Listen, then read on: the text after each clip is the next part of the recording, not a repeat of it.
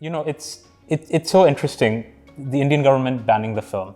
And I was just looking at the irony, when Jyoti was on her the last few hours, she was sent outside of India to Singapore.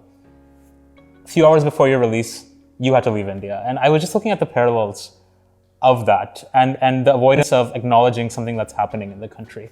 What was going on through your head at that moment, and how do you reflect back on that?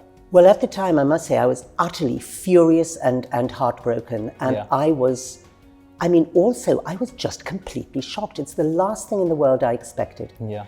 And the arrows came from really Activists, some pretty shocking quarters. Yeah.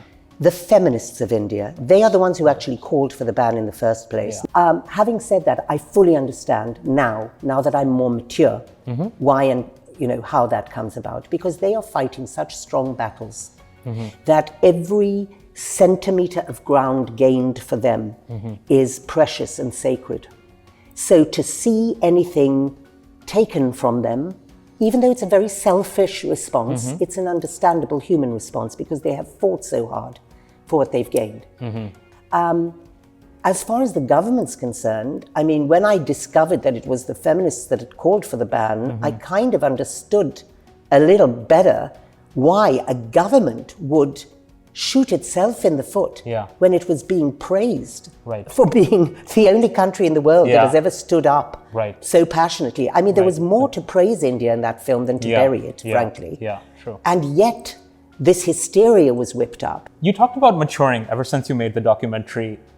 I had a similar feeling of maturing because when I first saw the film and I saw the interview of Mukesh Singh, the rapist in Tihar jail, I wanted to enter the screen and strangle him. When I saw it yesterday, I saw it last night, I was in my 20s then, I'm in my 30s now. I suddenly didn't feel the need to strangle him or do anything to him because I realized if he knew better, he wouldn't have done it in the first place. But what was it like for you? And I heard that you spent hours and hours and hours in that jail interviewing him along with several other rapists. What was going through your head at the time? So I spent 31 hours over a number of weeks with 7 rapists.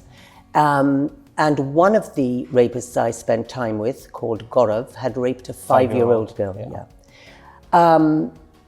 What really shocked and surprised me was that I did not feel like strangling any of them, and I thought I would. I mean, the reason I interviewed Gaurav, who's not in the film, I interviewed 4 rapists who are not in the film and were never going to be.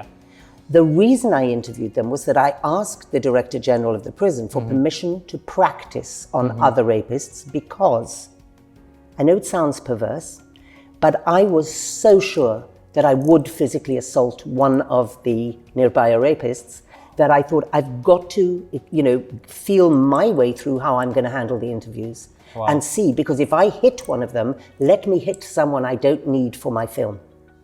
That's literally what was going through my head as a filmmaker, right? Incredible. So that's why you went through that process? Yes. And I went through it fully with the cameras, with everything exactly in the way we were going to be interviewing Jyoti's rapists. Right. But this was a practice run.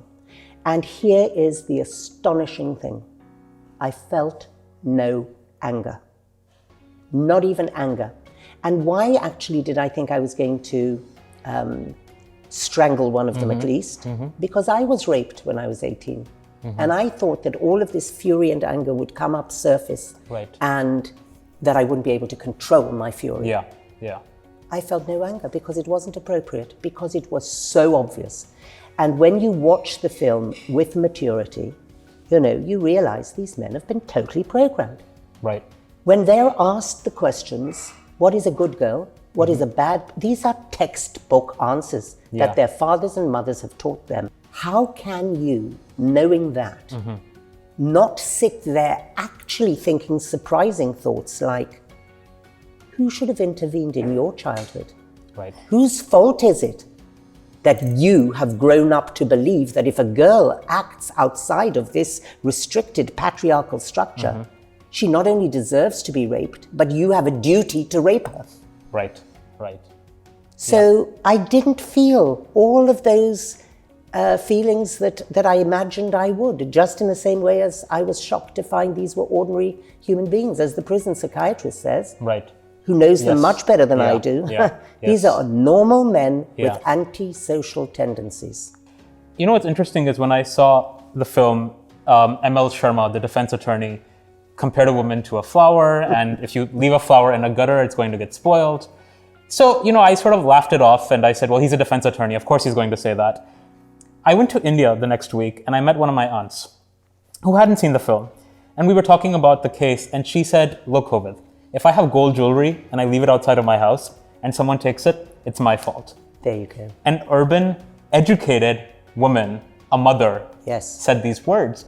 And you see, this is so spot on. Yeah. You get it, because they are programmed to do that. He's not doing that because he's a defense lawyer trying to defend his client. Right. The client by then was slam dunk in jail, sentenced to death. There was Right. no defense any longer to be made. Sure. He believed every word he was saying. Sure. Just as the other lawyer, AP Singh, believed it when he said, if my daughter behaved like Jyoti Singh had behaved, Yeah. I would take her to my farmhouse in front of my whole family. I would pour petrol on her and burn her alive. Yeah. We have created those minds. We have taught these men to think that way.